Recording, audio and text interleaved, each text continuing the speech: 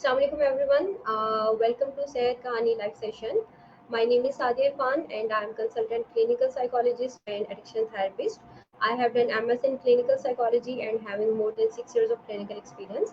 I have been associated with Sehat Kahani for almost 3 years. So basically हमारा जो आज का topic है, it is about women mental health across lifespan.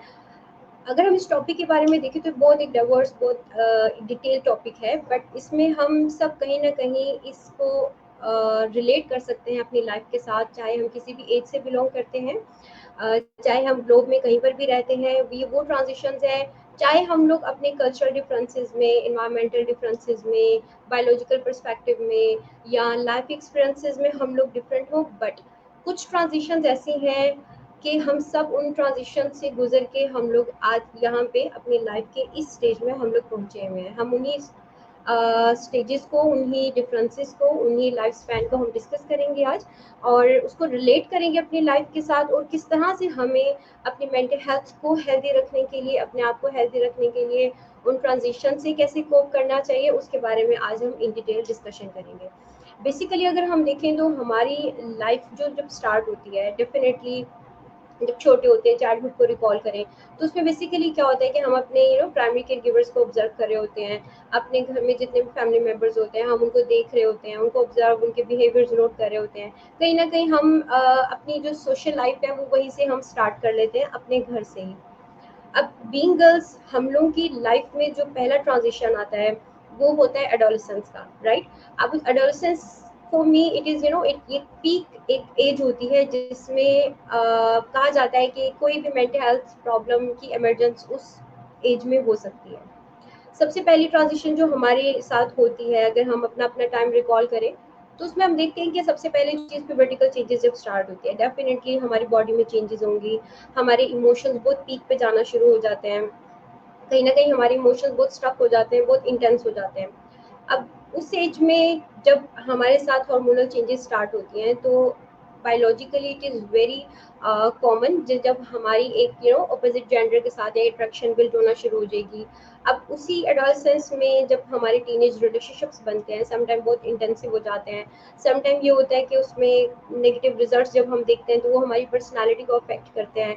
Unfortunately उसी as में जब हम किसी बुलिंग बिहेवियर से गुजरे हुए हों, कोई एडवर्स किस्म के लाइफ एक्सपीरियंसेस देख रहे हो, लाइक कभी इमोशनल अब्यूज़ हो गया, फिजिकल अब्यूज़ हो गया, या चाइल्डहुड में कभी कोई ऐसा एक्सपीरियंस हुआ और उसको हमने कैरी फॉरवर्ड किया अपने टीनेज के लाइफ में।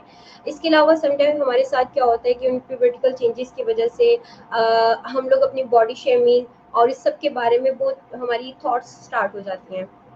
इसके अलावा इस एज में समटाइम एक जो ट्रांजिशन हमारे साथ चलती है कि चाइल्डहुड में थिंकिंग पैटर्न डिफरेंट होता है, बट द मोमेंट हम अपने अडल्टनेस में आते हैं तो समटाइम वो डायकोटोमस सी थिंकिंग हमारी बन जाती है।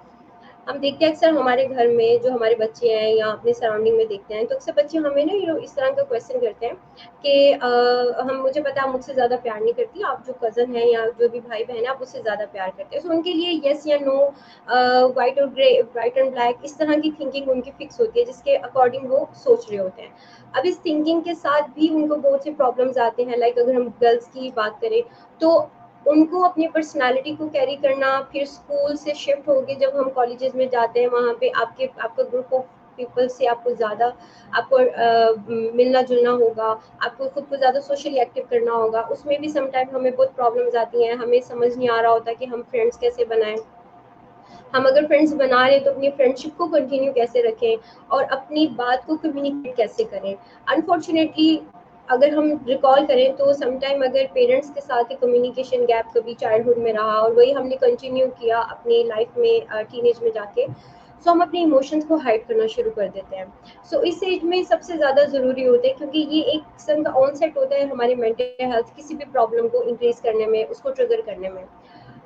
अगर हमारे बच्चे इस एज में, जैसे हम लोग भी ऑब्वियसली वहाँ से गुजर के अब इस लाइफ के इस फेज में आए हैं, सो वहाँ भी कभी आपको फील हो कि बच्चे जो हैं चुप बैठे हैं, बिल्कुल साइलेंट है, बात नहीं कर रहे, या आपको उनके कुछ स्पेसिफिक बिहेवियर्स नजर आ रहे हैं, तो उसमें बहुत जरूरी है कि उनके साथ एज अ फ्रेंड अपनी फ्रेंडशिप को इंक्रीज करना शुरू करें, उनसे उन टॉपिक्स पे बात करें जिसके लिए वो रिलक्टेंट है, बात नहीं करना चाह रहे, बट एक बाउंड्रीज के साथ, ताकि उनको अपनी पर्सनालिटीज को, अपने थॉट्स को कैरी करना है, अपने उन इमोशंस को अपने पेरेंट्स के सामने या उनको कन्वे करना आए।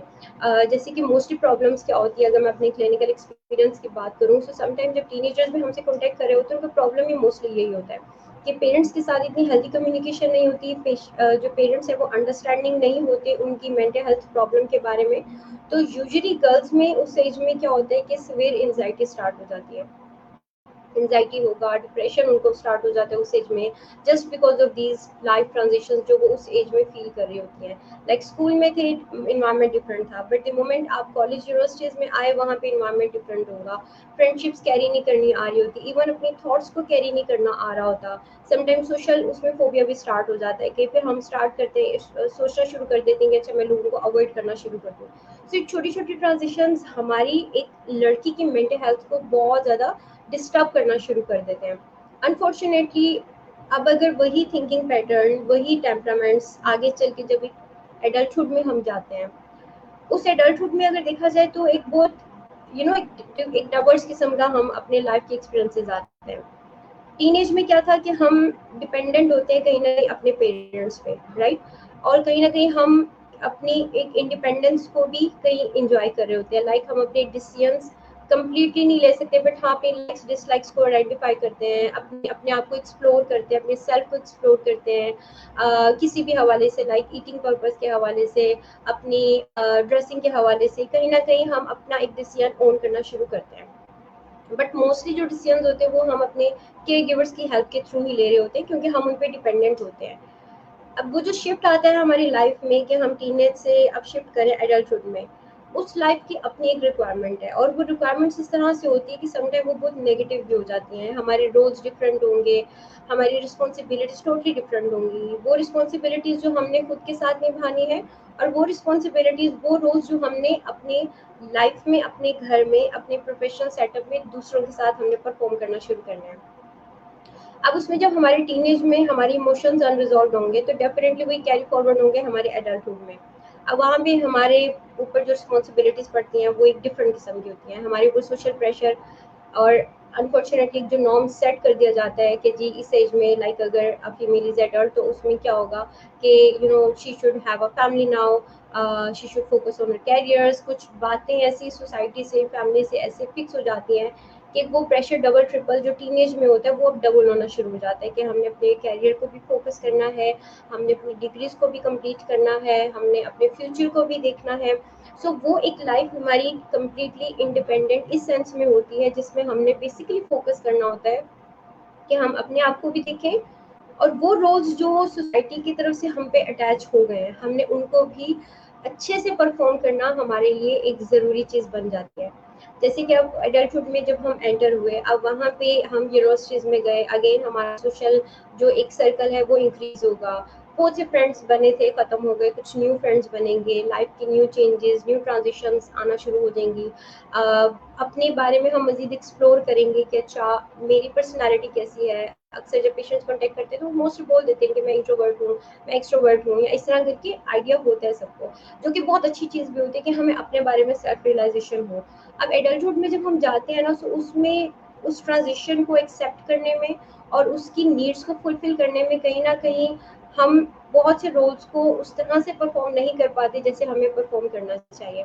लाइक अगर शादी हो गई है, पहले आप टीनेज जब में थे, एडोलेसेंट जब थे, तो वहाँ पे आप एक बेटी थे, लाइक आपको वहाँ पे एक अच्छी बेटी बनना था, और वहाँ पे जितना प्यार, लव, अफेक्शन फैमिली से मिलना था, लाइक हम उस लव केयर को हम ले रहे होते हैं। द मोमेंट हम किसी घर में जाते हैं, लाइक शादी हो गई, सो वहाँ पे अब आप देने की पोजीशन में होते हैं, लाइक आप वहाँ पे एक अच्छी बहू हैं, आप वहाँ पे किसी की वाइफ हैं, आप वहाँ पे किसी की मदर हैं। अब ये जो डिफरेंट रोल्स ऐड हो गए हैं लाइफ में, प्रॉब्लम क्या होती है, समटाइम हम इन रोल्स के लिए मेंटली प्रिपेयर्ड नहीं होते।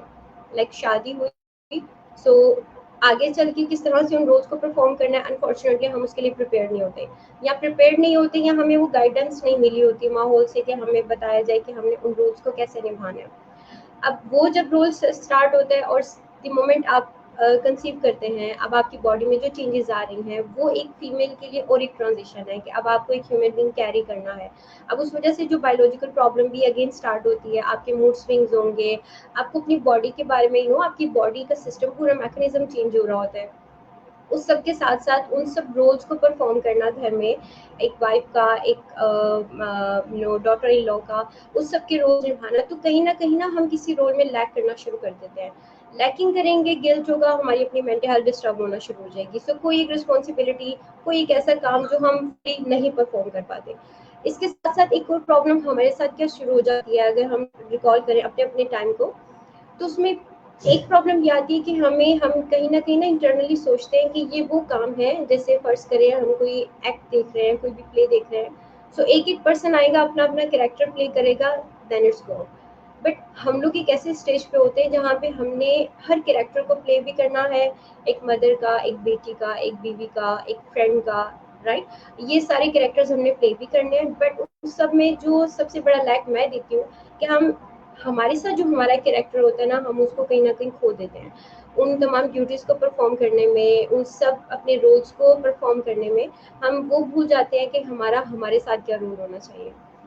अब वो जो लाइफ है हमारी एडल्टहुड की, उसमें जब एक्स्ट्रा रिस्पॉन्सिबिलिटीज पड़ती हैं और हम अनफॉर्चुनेटली उन रिस्पॉन्सिबिलिटीज के लिए अगर ऑलरेडी प्रिपेयर ना हो, तो फिर डेफिनेटली डिप्रेशन होगा, एंजाइटी बहुत पीक पे स्टार्ट हो जाती है, रिलेशनशिप प्रॉब्लम्स बहुत अफेक्ट हो जाते हैं। फिर इसके साथ साथ अगर आपके अंदर ये भी सेंस हो कि आपको प्रोफेशनली भी खुद को कैरी करना है, सो ये डिफरेंट एस्पेक्ट्स एडल्टहुड में हमारे साथ स्टार्ट हो जाते हैं। अब जस्ट इमेजिन कि अगर हमारा टीनेज भी इतना हेल्दी नहीं था, हमारे बहुत से इमोशंस स्टक थे जो कि हम लेके आए हैं, लाइक जब हम एडल्टहुड में जाते हैं तो हम अपने लिए ना कुछ अपनी अपनी ओन पे कुछ हम रूल्स ऑफ लिविंग बना लेते हैं। लाइक अगर टीनेज में मेरे साथ कोई इंसिडेंट ऐसा हुआ कि मुझे फ्रेंड्स बनाने नहीं आते, सो मैं एडल्टहुड में ट्राई करूंगी कि मैं फ्रेंड्स बनाऊँ ना, या मैं एक दो फ्रेंड्स बनाऊं उनके साथ कि मेरी फ्रेंडशिप अच्छी हो, दैट्स इट। इसके अलावा मैं कोशिश करूंगी मैं लोगों को अवॉइड करूंगी, अपने काम से काम रखूंगी, अपने लाइफ पे फोकस करूंगी, दैट्स इट। सो मैंने कुछ सेट पैटर्न अपने लिए बना लिया जिसको मैं कैरी फॉरवर्ड करूंगी अपने एडल्टहुड में। अब उसी पैटर्न के साथ मैं अपनी फर्दर पूरी लाइफ की हर ट्रांजिशन को देखूंगी। अब अगर ऐसी थॉट के साथ या ऐसी पर्सनालिटी किसी ज्वाइंट सेटअप में जाए शादी होके, तो डेफिनेटली उसको वहाँ पे प्रॉब्लम्स होंगी उन तमाम रोल्स को निभाने में, क्योंकि आपको वहाँ पे सोशलाइज तो करना है, आपको वहाँ सबके साथ मीटअप तो करना है। बट हम कहीं ना कहीं जब यूज टू नहीं होंगे तो वो चीज़ हमारे लिए प्रॉब्लम होगी। एक ट्रांजिशन सबसे बड़ी शादी वाली, जैसे मैंने आपको बताया कि पेरेंट्स के घर का माहौल डिफरेंट, शादी के बाद इन लॉज का माहौल डिफरेंट। अब वो जो एडजस्टमेंट इश्यूज आते हैं, समटाइम वो एडजस्टमेंट इश्यूज के लिए हम प्रिपेयर्ड नहीं होते। आप प्रिपेयर्ड नहीं होंगे तो हमारी अपनी मेंटल हेल्थ फ़ौरन अफेक्ट होना शुरू हो जाती है। उसमें बहुत ज़रूरी होता है कि हमें प्रॉपर गाइड किया जाए, साइको एजुकेट किया जाए, वो चाहे हम माहौल से लें या कोई प्रोफेशनल हेल्प लें। बट हमारे लिए बहुत ज़रूरी होता है कि हम उस हवाले से, उस ट्रांजिशन के हवाले से अपने बच्चों को, अपने जो हमारे इर्द गिर्द के लोग हैं उनको हम गाइड करें कि ये उस एज की रिक्वायरमेंट है and we have to do this. उसमें सबसे बड़ा रोल हमारा हमारे साथ ही होता है। एडल्टहुड में अगर हम देखें, अगर मैं क्लिनिकल एक्सपीरियंस में देखूँ ओवरऑल, तो एडल्ट्स जितने भी कॉन्टेक्ट करते हैं फीमेल्स वुमेन्स, उनमें क्रॉनिक डिप्रेशन बहुत सीवियर होता है, और मोस्टली वो डिप्रेशन कहीं ना कहीं चाइल्डहुड से लिंक्ड होता है और वो फिर उनकी एडल्टहुड में उनके साथ चलता है। ईटिंग डिसऑर्डर समटाइम बहुत ज़्यादा आ जाता है, पीटीएसडी बहुत ज़्यादा होता है, और समटाइम हमारे वो तमाम इश्यूज जो हमारे साथ हमारे एडल्टहुड में गए होते हैं, और उस माइंडसेट के साथ जब हम मदरहुड में एंटर होते हैं, सो कहीं ना कहीं हम अपनी अपने उस बेबी के लिए ना वो फीलिंग्स अपने कनेक्ट कर ही नहीं पाते। लाइक आई नो कि बेबी है, बट वो जो एक बेबी के साथ लव केयर अफेक्शन होता है वो हम नहीं कर पाते। हमें फ्रस्ट्रेशन होना शुरू हो जाती है। अब आपको बेबी भी संभालना है क्योंकि अब आप मदर के रोल में एंटर हो चुके हैं। अब आपको घर में बेबी का रोल भी प्ले करना है, आपको घर में बहू का रोल भी प्ले करना है। उस सब में, उन सब रोल को परफॉर्म करने में हम लोग क्या करते हैं, अपने आप के साथ अपनी जो नीड्स हैं उनको हम साइड पे करना शुरू कर देते हैं, उनको हम सप्रेस करना शुरू कर देते हैं। और डेफिनेटली जो लीड करता है हमारे बर्नआउट की तरफ। मोस्टली केसेस जब हमारे पास आते हैं तो वो बर्नआउट के साथ ही आ रहे होते हैं। लाइक बर्नआउट हुआ हुआ है बट डोंट नो कि उसको हैंडल कैसे करना है, टैकल कैसे करना है। अब जब मैं खुद ही फ्रस्ट्रेटेड हूँ, अब मेरा खुद बर्नआउट फेस चल रहा है, तो डेफिनेटली मेरे से जो कंसर्न लोग होंगे, जो मेरे इर्द गिर्द के लोग होंगे, वो अफेक्ट होंगे मेरे उस बिहेवियर की वजह से। डेफिनेटली एक बहुत प्रोफाउंडली अफेक्ट नेगेटिवली पड़ता है रिलेशनशिप्स पे, इवन दो हमारी अपनी पर्सनालिटीज़ पे। फिर जो लाइफ के डिफरेंट एस्पेक्ट हम परफॉर्म कर रहे हैं, लाइक हमारा जो पर्सनल हमारा एस्पेक्ट है, हमारा जो प्रोफेशनल एस्पेक्ट है, इसके साथ जो हमारा फैमिली का एस्पेक्ट है, फिर एक सोशल लाइफ जो हमारी हमारी प्रोफेशनल हमारी एडल्टहुड में जो स्टार्ट हुई होती है हमारी, वो भी अफेक्ट होना शुरू हो जाती है। इस पूरी ट्रांजिशन में जब एक प्रेशर कंटिन्यूस हम पे पड़ता है कि हमें सोशली एक्टिव भी होना है, हमें प्रोफेशनली अपने करियर को भी देखना है, हमें उन तमाम नॉर्म्स को मीट करना है जो कि सेट पैटर्न्स हम लोग के लिए बन चुके हैं। अब वो कहीं ना कहीं हमारे अंदर जो फ्रस्ट्रेशन क्रिएट कर रहे होते हैं ना, अनफॉर्चुनेटली हम उसके सॉल्यूशन आइडेंटिफाई नहीं करते, जैसे कि हम बस चल रहे हैं और हम चलते ही जा रहे हैं, ठीक है, हम उसके लिए कोई सॉल्यूशन कोई हम देख ही नहीं रहे। मैक्सिमम बीइंग वुमेन हम लोग का क्या होगा कि हम फ्रेंड्स के साथ शेयर कर लिया, सबका सेम प्रॉब्लम हुआ, लाइक अच्छा ओके फ्रेंड भी इस प्रॉब्लम से गुजर रही है, बाकी लोग भी गुजर रहे हैं, तो फिर हम साइलेंट हो जाते हैं, अच्छा ठीक है, लाइफ ऐसे ही गुजरनी है। तो वो डीमोटिवेशन, एक एनिडोनिया वाली फीलिंग्स, वो सब चीज़ें हमारे साथ एक औरत के साथ स्टार्ट होनी शुरू हो जाती हैं। नो डाउट ट्रांजिशन आसान नहीं होती, बट उस ट्रांजिशन को हम एक्सेप्ट नहीं कर पाते टू सम एक्सटेंट। अब देखिए टीनेज में जो हमारे इमोशंस थे जो कि अनरिजॉल्व थे, वो जब हमने कैरी फॉरवर्ड करके हम एडल्टहुड में आए, वहाँ के एडवर्स लाइफ के इफेक्ट्स लाइक रिलेशनशिप प्रॉब्लम्स हो गए, शादी के इश्यूज हो गए, आगे फिर बेबीज के इश्यूज हो गए, फिर वो प्रेशर जो अक्सर हम लोगों से सुनते हैं, लाइक किसी भी हवाले से, इवन अगर बच्चे हो गए हैं, आपकी बॉडी अगर उस तरह से सिमेट्रिकल नहीं रही, तो लोगों के जो कमेंट्स आते हैं कि हेल्दी हो गई हो, अपना ख्याल रखो, ये करो, तो डेफिनेटली आप उन रोज की तरह परफॉर्म करें कि आप अपने आप को तो टाइम ही नहीं दे पा रहे उस तरह से, बट वो गिल्ट कहीं ना कहीं उस प्रेशर से हम ले लेते हैं, फिर वो कन्वर्ट हो जाता है हमारे डिप्रेशन में। अब उस एज में अगर हम ओवरऑल देखें, हमारा जो कांस्टेंट प्रॉब्लम चल रहा होता है वो हमारी मेंटल हेल्थ डिस्टर्ब हो रही होती है, ठीक है। अब वो मेंटल हेल्थ डिस्टर्बेंस अब वो लीड कर सकती है किसी भी प्रॉपर डिसऑर्डर की तरफ। अब चाहे वो डिप्रेशन होगा, चाहे वो कोई मेजर साइकेट्रिक प्रॉब्लम होगा, या वो कोई हमारा साइकोलॉजिकल डिस्ट्रेस्ड होगा, डेफिनेटली वो भी कोई हेल्दी हमारी सिम्टम नहीं होती, क्योंकि वो डे टू डे हमारी लाइफ में वो इमोशंस, वो सब चीज़ें अनरिजॉल्व वो होके हमें लीड करते हैं अगेन किसी न किसी डिसऑर्डर की तरफ। सो टाइमली उन ट्रांजिशंस के साथ एडजस्ट करना हमारे लिए समटाइम बहुत मुश्किल हो जाता है, अगर हमारे पास कोई सोशल सपोर्ट वैसे ना हो, अगर हम किसी प्रोफेशनल हेल्प को सीख नहीं कर पा रहे हैं, या हमें लग रहा है कि okay I can do this, तो फिर वहाँ पे भी हमारे लिए प्रॉब्लम होता है कि हम उसको उस तरह से हैंडल नहीं कर पा रहे होते अपनी उस सिचुएशन को। अब इसी माइंडसेट के साथ जब हम फर्दर मूव करते हैं अपनी लेट एडल्टहुड की तरफ, तो उसमें अक्सर जो इस एज में जो और वुमेन्स होती हैं, सबको आइडिया होगा कि कुछ पेरीमेनोपॉजल सिम्टम्स स्टार्ट होती हैं, कुछ मेनोपॉजल सिम्टम्स स्टार्ट हो जाती हैं। अब वो इटसेल्फ एक बॉडी का एक ऐसी चेंजेस स्टार्ट होती हैं जिसमें आपकी इमोशंस बहुत डिस्टर्ब होते हैं, आपके अंदर इरेटेबिलिटी कंटिन्यूस होती है, आपको स्लीप प्रॉब्लम्स शुरू हो जाती हैं, आपको बिहेवियर प्रॉब्लम्स आपके बहुत स्टार्ट हो जाते हैं, आप अपने रिलेशनशिप्स को सही हैंडल नहीं कर पा रहे होते, और अगर अनफॉर्चुनेटली आप वर्किंग लेडी हैं तो वो चीज़ डायरेक्टली अफेक्ट कर लेगी हमारे उन तमाम रिलेशनशिप्स को, और हमारे उस गिल्ट को ट्रिगर करेगी कि मैं जॉब भी सही नहीं कर पा रही, लोग मेरे से अफेक्ट हो रहे हैं, हमारी जो नेगेटिव ऑटोमेटिक थॉट्स हैं वो समटाइम वो ट्रिगर हो जाती हैं ड्यू टू बायोलॉजिकल रीजन, जो कि इसकी रीजन डेफिनेटली बायोलॉजिकल होती है। समटाइम हमारे साथ जब ये वाली ट्रांजिशन शुरू होती है, जो मैं अपनी सराउंडिंग में देखती हूँ मोस्टली, उसमें क्या होता है कि हम एक्सेप्ट नहीं कर रहे होते कि ओके ये मेरी एज है और इस एज में मेरी ये रिक्वायरमेंट है और ये प्रॉब्लम्स मेरे साथ आ सकती हैं। मेरी बहुत सी पेशेंट्स ऐसी हैं, लाइक मेरी एक पेशेंट है 50 अबव उनकी एज हो, तो फर्स्ट टाइम उनको ब्लड प्रेशर का प्रॉब्लम स्टार्ट हुआ, शी वाज वर्किंग लेडी। सो जब उनको स्टार्ट हुआ तो उनको लगा कि मुझे बस कोई बहुत बड़ी बीमारी स्टार्ट हो गई, कि मुझे ब्लड प्रेशर हुआ तो हुआ क्यों, मैं तो योगा करती हूँ, मैं वॉक करती हूँ, मैं अपना बहुत ख्याल करती हूँ, कि मुझे ये प्रॉब्लम हुआ क्यों। सो प्रॉब्लम क्या थी कि हम डिनाइल में होते हैं कि जो टाइम है जो भी चल रहा है वो सेट है और वो ऐसा ही चलना है, जबकि ये गलत है।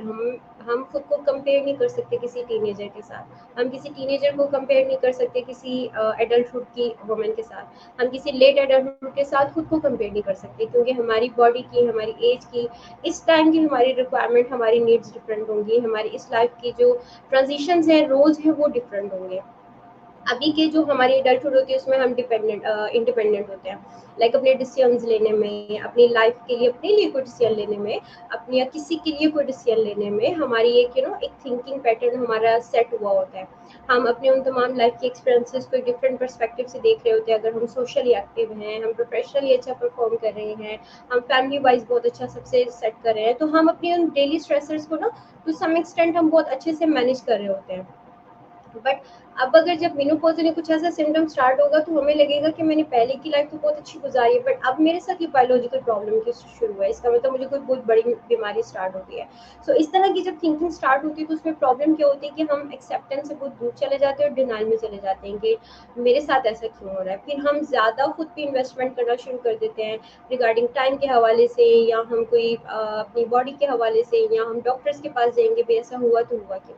अब उससे तो एज की तो रिक्वायरमेंट है वो तो नॉर्मल है, बट उसमें क्या हम कंटिन्यूसली फ्रस्ट्रेटेड हो रहे हैं अपनी उस प्रॉब्लम को लेके जो कि उस एज की रिक्वायरमेंट है, बट हम उसको एक्सेप्ट नहीं करें एज इट इज जो कि हमें करना चाहिए। अब उस बायोलॉजिकल प्रॉब्लम के साथ जैसे मेनोपॉज की बात करते हैं, सो मेनोपॉज बेसिकली सबको जैसे आइडिया है कि वो it marks as the end of the reproductive system of a woman.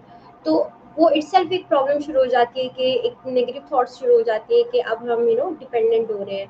अब वो वाली फीलिंग्स नहीं होती वुमेन की जो एक एक एक्टिव एडल्टहुड में जो हो रही होती हैं। सो वो एक इटसेल्फ एक बहुत ज़्यादा फ्रस्ट्रेटिंग होता है। अब ये भी जो ट्रांजिशन है लाइफ की, ये भी आसान नहीं होती, ये भी बहुत डिफिकल्ट होती है हमारे लिए उस सिचुएशन को एज इट इज एक्सेप्ट करना जो हमारे साथ उस टाइम पर हो रही होती है।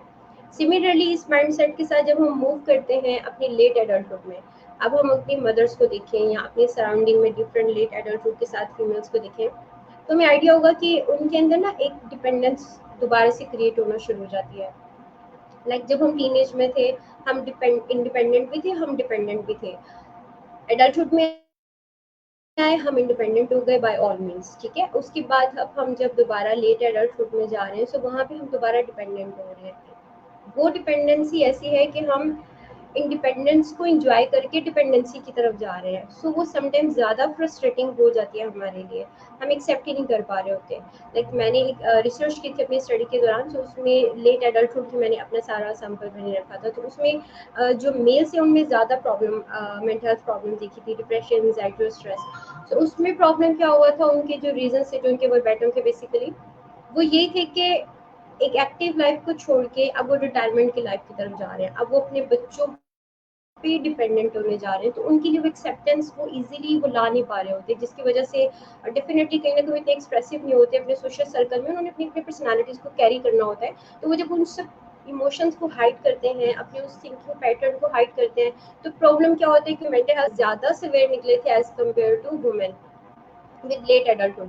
तो सेम इसी तरह से अगर हम लेट एडल्टहुड की वुमेन की बात करें, तो उनके साथ भी यही हो रहा होता है। अब लाइफ का एक इतना स्पैन जब हमने गुजारा है, उसमें हमारे साथ कुछ डेफिनेटली प्रॉब्लम भी आती हैं, कुछ नेगेटिव लाइफ एक्सपीरियंसेस होते हैं, जैसे grief and loss is very common. हम किसी अपने बहुत प्यारे को खो देते हैं, उस एज में अगर वुमेन ने अपना पार्टनर खो दिया है, डेथ हो गई है, या कोई और डिफरेंट मिसहैप हो गया है, एक वो ग्रीफ भी उनके साथ चल रहा होता है, प्लस वो जो डिपेंडेंसी वाला एलिमेंट है वो साथ में चल रहा होता है। इसके अलावा हम देखें तो कॉग्निटिव डिक्लाइन भी बहुत ज़्यादा स्टार्ट हो जाता है उस एज में। फिजिकल डिक्लाइन भी डेफिनेटली स्टार्ट हो जाता है जो लेट एडल्टहुड के साथ फीमेल्स होते हैं।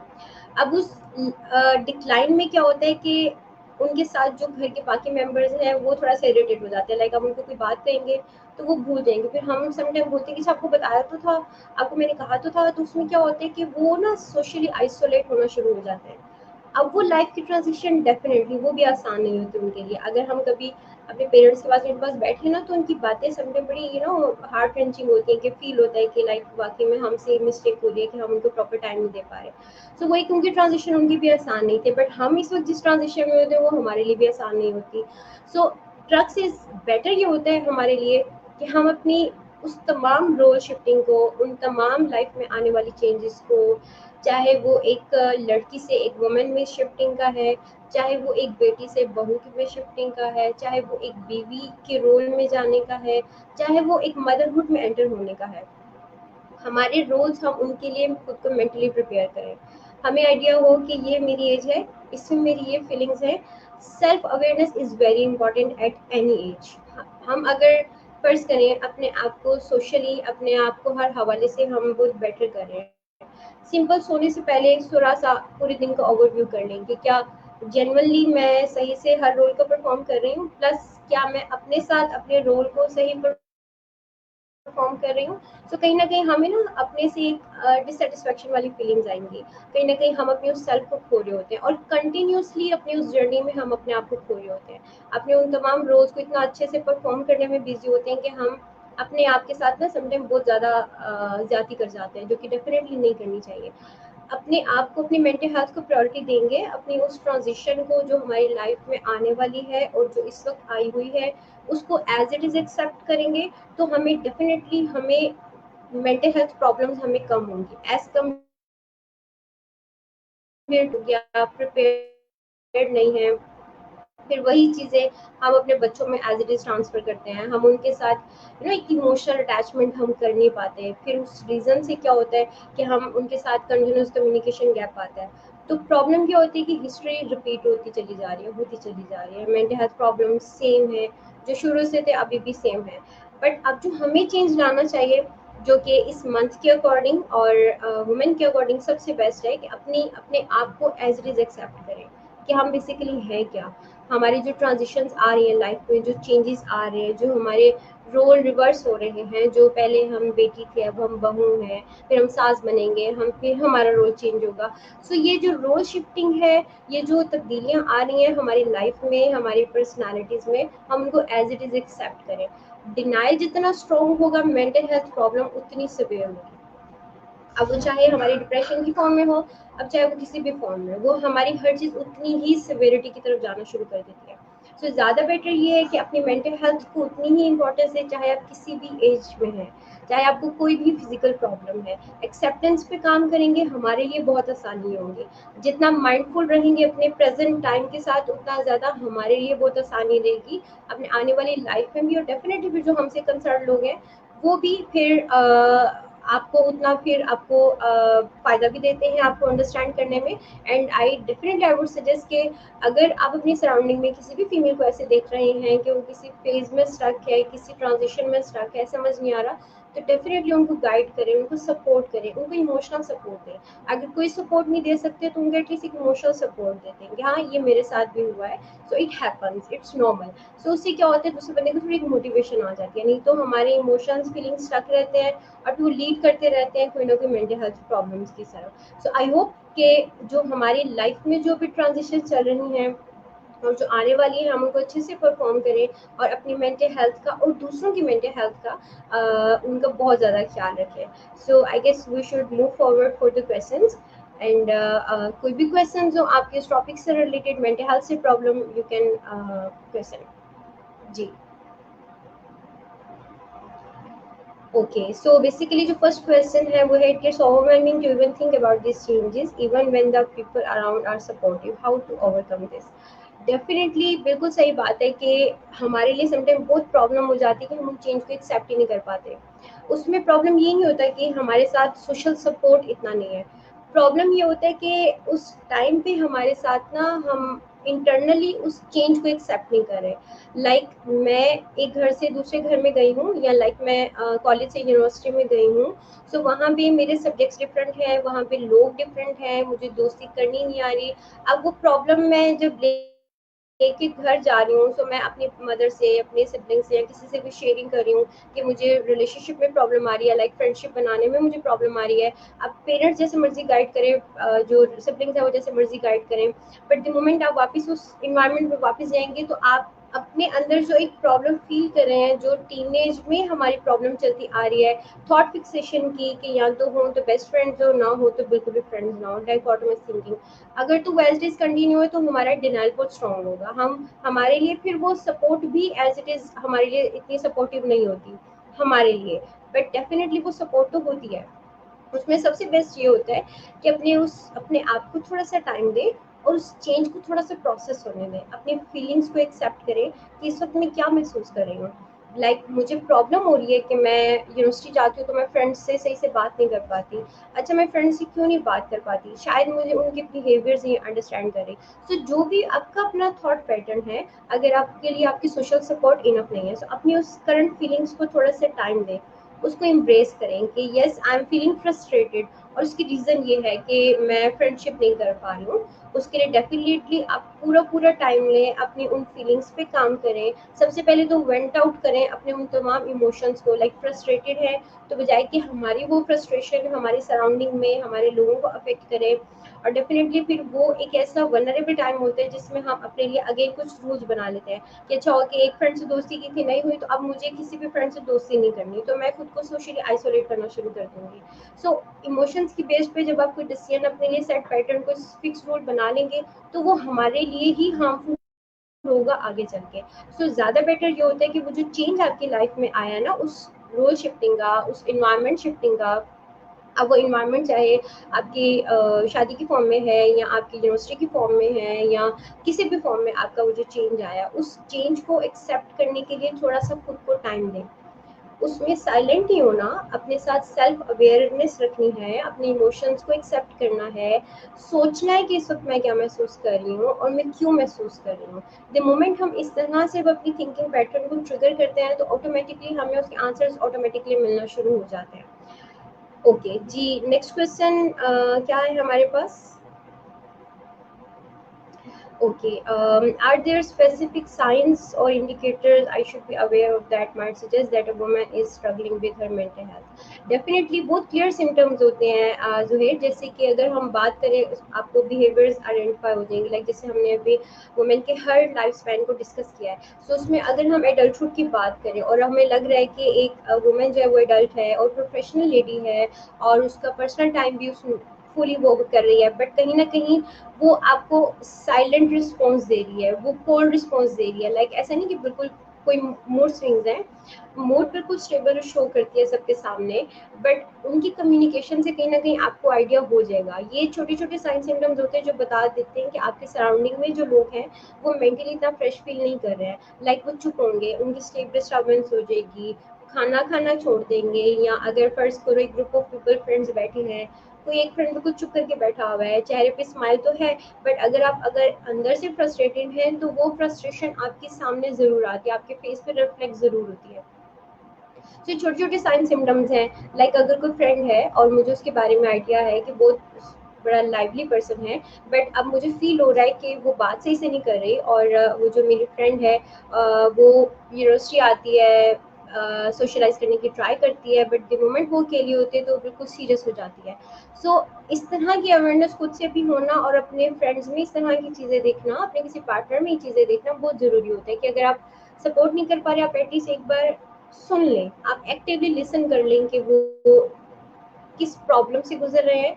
चाहे वहाँ पे आप किसी किस्म की कोई हेल्प नहीं कर सकते, बट वहाँ पे उस जगह पे बैठ के इमोशनली सपोर्ट कर लेना, सिर्फ सुन लेना। ये नहीं कि हम सजेशन देंगे अच्छा तुम छोड़ो, परेशान ना हो, तुम ऐसे नहीं कर, तुम ऐसे कर लो। नो, ऐसे सजेशन ना दें, सिर्फ उनको सुन लें कि वो किस प्रोसेस से अभी गुजर रहे हैं। ऑटोमेटिकली उस पर्सन की वो जो इमोशंस हैं, वो जो थॉट है वो उनकी वेंट आउट होगा। डेफिनेटली जब वेंट आउट होगा हमें सब चीज़ें क्लियर नजर आना शुरू हो जाती हैं, हमारी वो जो थिंकिंग पैटर्न है वो हमारा इम्प्रूव हो जाता है, फिर हम अपने आप को अपनी उस सेट प्रॉब्लम को जो हमारे लिए बहुत बड़ी प्रॉब्लम होती है उससे लिंक्ड जो हमारा पर्सपेक्टिव होता है वो फिर चेंज हो जाता है। सो ये छोटे छोटे साइन सिम्टम्स हैं, ये इंडिकेटर्स हैं जिसके थ्रू हमें अपने सराउंडिंग में आइडिया हो सकता है कि one person is not a mentally stable. Okay, the next question. But if you get so much self-realization that how you don't want change, what to do about this? Okay, ये भी बहुत strong denial है सारा। उसमें क्या होता है कि अगर हम let's suppose कुछ चेंज लाइफ में आ रहा है और हम इतना ज़्यादा सेल्फ अवेयर हो चुके हैं अपने बारे में कि अब लाइक अगर मैं इस एज में हूँ तो मैं कहूँ कि मुझे हर दफ़ा प्रोफेशनली बहुत अच्छा ही परफॉर्म करना है, ठीक है। लाइक अगर मैं बहुत अच्छी स्टूडेंट रही हूँ, बहुत सी स्टूडेंट्स जब आते हैं ना उनके एग्जामिक परफॉर्मेंसेस बहुत बेस्ट होती हैं, उनमें समटाइम मैं ज़्यादा सीवियर एंजाइटी देखती हूँ। उसकी रीज़न क्या होती है कि वो एक्सेप्ट ही नहीं कर पा रहे होते कि मैं कभी लो परफॉर्म भी कर सकती हूँ।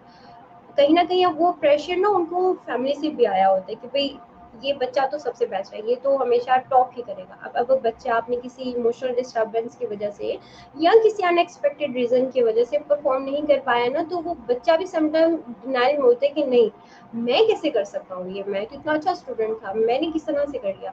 तो वो जो एक हमारे अंदर डिनायल होता है ना, वो उसको ब्रेक करना बहुत ज़रूरी होता है।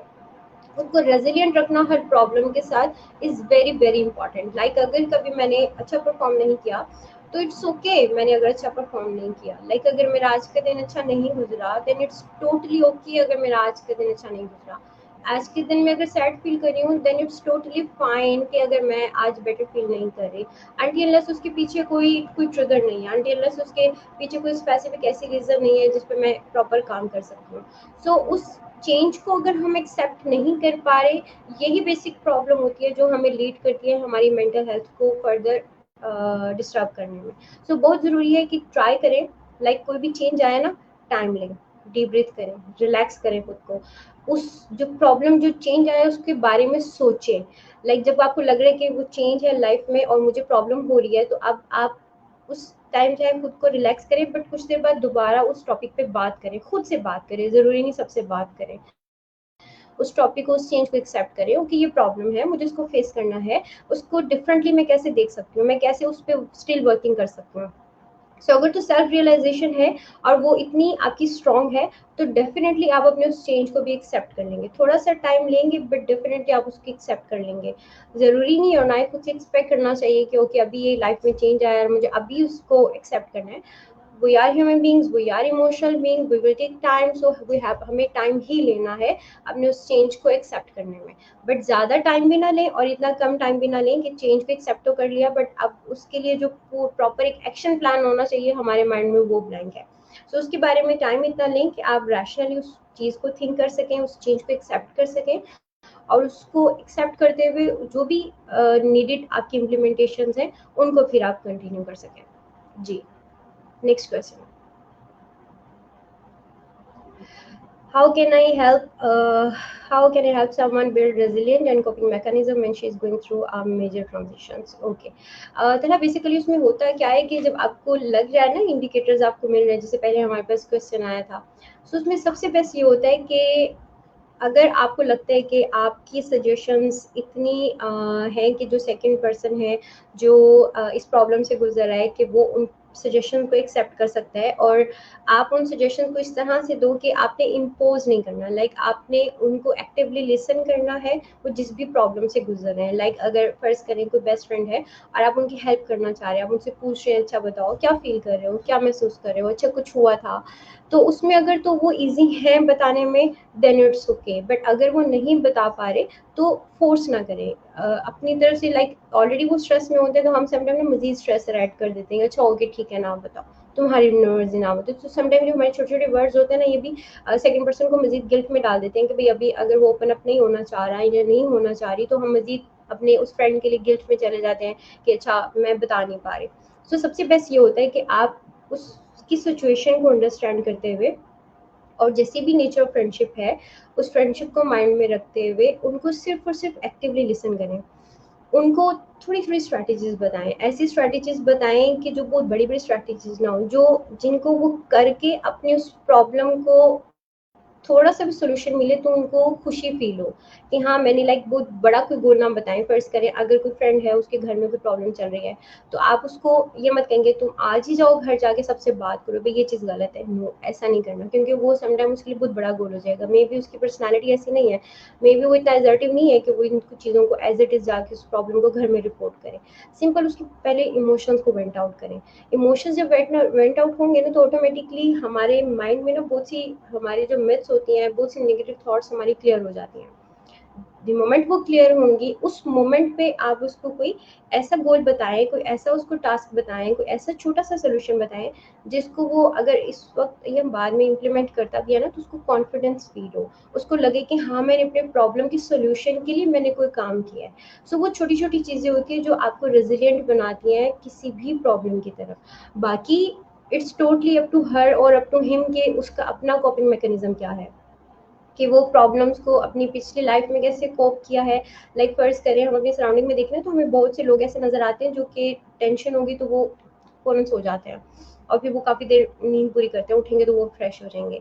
और बहुत से लोग हैं उनकी नींद उड़ जाती है। तो हर एक का कॉपिंग मैकेनिज्म, कॉपिंग स्ट्रैटेजीज उस प्रॉब्लम को डील करने की टोटली डिफरेंट होती है। तो आप ये मत कहेंगे, जैसे फर्ज करें अगर उसको आदत है कि वो सो के नींद पूरी करके अपने स्ट्रेस को हैंडल करता है, तो आपको कि लेकिन इतना ना सो, तुम क्यों सोते हो? ठीक है, अगर वो सो के फ्रेश हो रहा है और उससे उसको कोई फ़ायदा भी मिल रहा है, तो उसका अपनी स्ट्रैटेजी है कि उसको अडॉप्ट करे, उसको अपने मुताबिक फिर करे। बट उस टाइम पे उसकी उस इमोशंस को जो कि डिसरेगुलेटेड थे, उनको रेगुलेट करना वो एज अ फ्रेंड हमारी रिस्पॉन्सिबिलिटी होती है। एक्टिवली लिसन करें, छोटे छोटे गोल्स बना के उनको दें और उनसे अपडेट लेते रहें कि अच्छा अब वो कैसा फील कर रहे हैं, अब वो कैसा फील कर रहे हैं। But again it's totally depend करता है ये कि आपकी फ्रेंडशिप कैसी है और जो पर्सन है उसकी पर्सनालिटी कैसी है।